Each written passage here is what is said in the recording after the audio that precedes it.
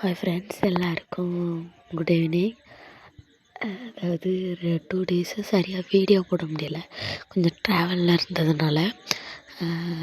என்னென்னா எபிசோடு ஓரளவு வியாசின் வந்து நமக்கு கொஞ்சம் சாட்டிஸ்ஃபையாக இருந்துச்சுன்னு நினைக்கிறேன். எனக்கு அப்படி தான் இருந்துச்சு. ஏன்னா வழக்கம் போல் கண்டினியூவாக தான் காட்டினாங்க. அதாவது நம்ம விஆர்ன்னு வந்து உட்காந்து காவேரி வந்து ஹாரர் மூவி பார்த்துட்ருக்காங்க. ஐயோ அம்மான்னு காத்தாவும் விஜய் வந்து என்னம்மா என்னாச்சு அப்படின்னு சொல்லி கேட்குறாங்க. இல்லை ஹாரர் மூவி பார்த்துட்ருக்கேன். ஐயோ குழந்த இருக்கிற டைமில் ஹாரர் மூவி யாராவது பார்ப்பாங்களா? அமைதியான படமாக பார்க்கலாம்ல அப்படின்னு.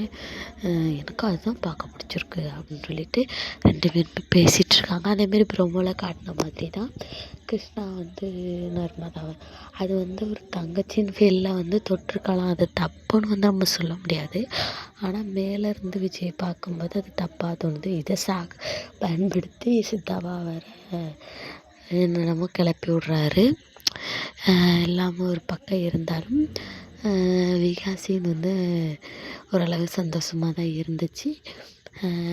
அதாவது என்னென்னா திடீர்னு இப்போ ஆஃபீஸ் ட்ராக்கு 2-3 டேஸாக வந்து ஆஃபீஸ் ட்ராக்கு கொண்டு வர்ற மாதிரி ஹிண்ட்டு கொடுத்துட்ருக்காங்க. ஒரு வேளை ஆஃபீஸ் ட்ராக்கு இருக்குமா, இல்லை ஹாஸ்பிட்டல் ட்ராக்கும் கொடுத்துட்ருக்காங்க. ஒரு வேளை ஹாஸ்பிட்டல் ட்ராக் இருக்குமா என்னன்னு தெரியலை. இந்த ஆஃபீஸ் இல்லை ஹாஸ்பிட்டல் இந்த 2ல் ஏதாவது காட்டுவாங்க. நிச்சயம் ஹாஸ்பிட்டல் ட்ராக் வந்து கன்ஃபார்மாக வரும்னு நினைக்கிறேன்.